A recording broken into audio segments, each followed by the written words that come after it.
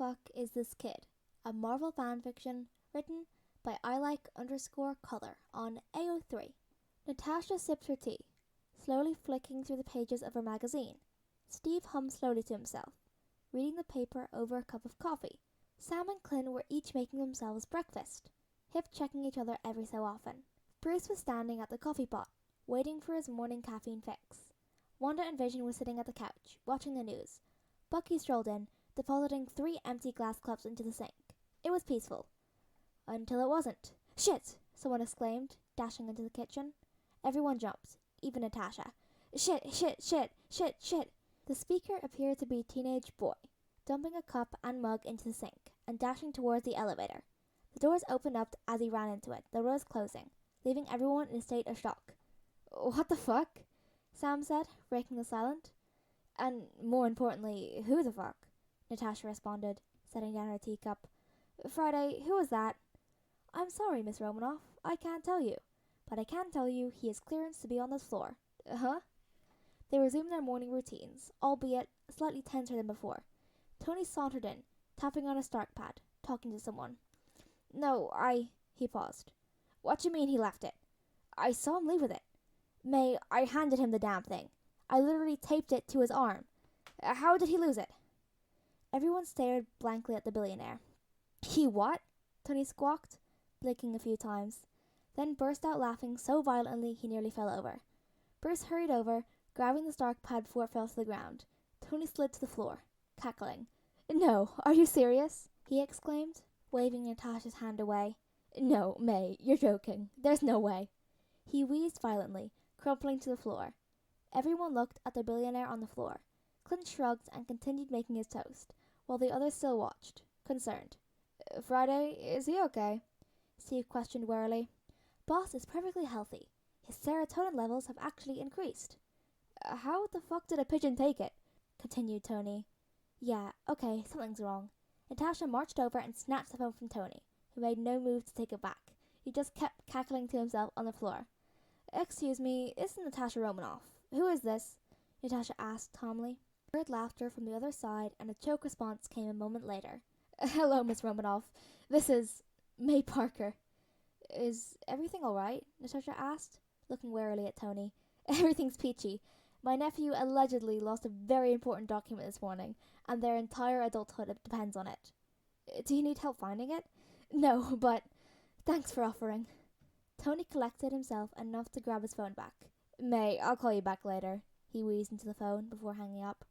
Tony refused to answer any questions before sauntering back into his lab. The occasional outburst of laughter was heard hours after the incident. Like nothing happened for about a week, although the incident remained in the back of everyone's mind. A week and a day later, Tony announced he was going on a business trip. "A business trip, you say?" Clint wiggled his eyebrows at Tony, who frowned. "Nothing like that. We're opening a new SI branch in France, and Pepper says I have to be there for it." He pretended to be put out by her decision, but Natasha could see an eager gleam in his eyes. "Tony?" Natasha asked when he was leaving. He paused, travel mug halfway through his mouth. "Natasha?" he teased, using the same tone she did. Her gaze softened. "Have fun. Bring me back a gift?" He walked away, laughing. Tony and Pepper returned a week later, faces faintly tanned and glowing with happiness. It seemed like the new branch was doing well, for once. Tony seemed to treat this like a vacation, and hadn't contacted them for various requests and/or ended up on the news due to some shenanigan he pulled. This also meant the only news they received about him and about the launch was through headlines, but Natasha wasn't mad. Tony and Pepper walked through the Avengers floor, and he tossed their gift wrap to her. "Unwrap it later. Where's everyone? Friday? Call everyone down here," he asked, not waiting for an answer. Pepper sent him a fond look before walking off, citing something about her paperwork. Tony remained standing a few feet away from the hallway where the lab was located. They waited in silence, but it wasn't awkward at all. Natasha refrained from opening her gift by continuing to sip her drink. When the team, minus Thor, was assembled, Tony cleared his throat. "So, it's come to my attention that I've neglected to introduce you to a certain someone, and since I'll be at the tower more often now, it's probably high time to introduce them to you." Okay." He paused, then glanced down the hallway. "Pete, where'd you go?" He remained oblivious to the team's curious glances behind him. "I'm here. Sorry, Mr. Stark. I thought I heard my beaker explode, but it was just Dumpy dropping a can of oil. Then I had to help him clean it up, and said oil. Oh my god, Holy moly, you're the Avengers! A familiar face appeared, brown eyes impossibly wide. Yeah, Rue. I told you I was introducing you to them.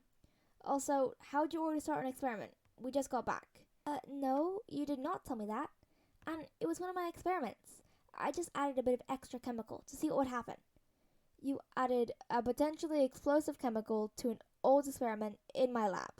No, I added a highly explosive chemical to a moderately aged experiment in our lab. Tony? Steve started, both startled, as if forgetting the others were there. Oh, right. Peter, these are the Avengers. Avengers is Peter Parker, my intern. Natasha didn't buy that for a second. Neither did any of the team members. Is intern a cover for son? Bucky drawled, speaking everyone's thoughts. Peter turned bright red. What?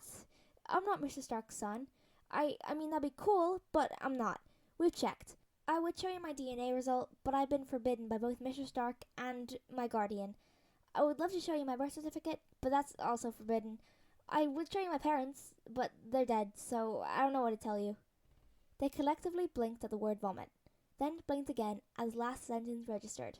Peter, Tony said sharply. What? What have I said about the orphan jokes? Peter wilted. No orphan jokes are allowed because on Saturday, March 18th of 1999, Anthony Edward Stark trademarked all orphan jokes, he recited, as if it didn't appear to be the first time he'd had to say it. But his eyes gleamed now. Technically, I should have rights to orphan jokes because I'm more traumatized. We are not having this argument again, Tony said crossly. I can't hear you over the fact of me being right. Natasha watched, highly amused, as the two started arguing over who had the rights to orphan jokes or not. She glanced at the team, who were in varying levels of shock and minor horror. Steve's mouth was open in shock, a hand halfway up to his mouth, while Bucky smirked beside him. Clint looked like he was going through the 5 stages of grief, while Sam was still in shock. Wonder was covering her mouth, but less in a horror-struck way and more in a hiding her amusement way. Vision was watching everyone silently, unsure of how to react. Bruce was sipping his tea, too calmly. He already probably knew, the bastard. Oh, Peter, what would May think? That seemed to be Tony's last attempt at getting his son's intern to agree to stop trauma joking. Joke's on you, she made a widow joke this morning. Tony covered his face with his hands and screamed very quietly. Peter patted the back of his shoulder. He opened his mouth to say something, but interrupted from an explosion from the lab. So that was definitely my experiment. My bad. It was nice meeting you all, and I'm not Mr. Stark's son. Frantic beeping filled the air, and Peter's eyes widened. Shit! Dummy, don't you dare get out the fire extinguisher. Crony screamed again, a little louder this time.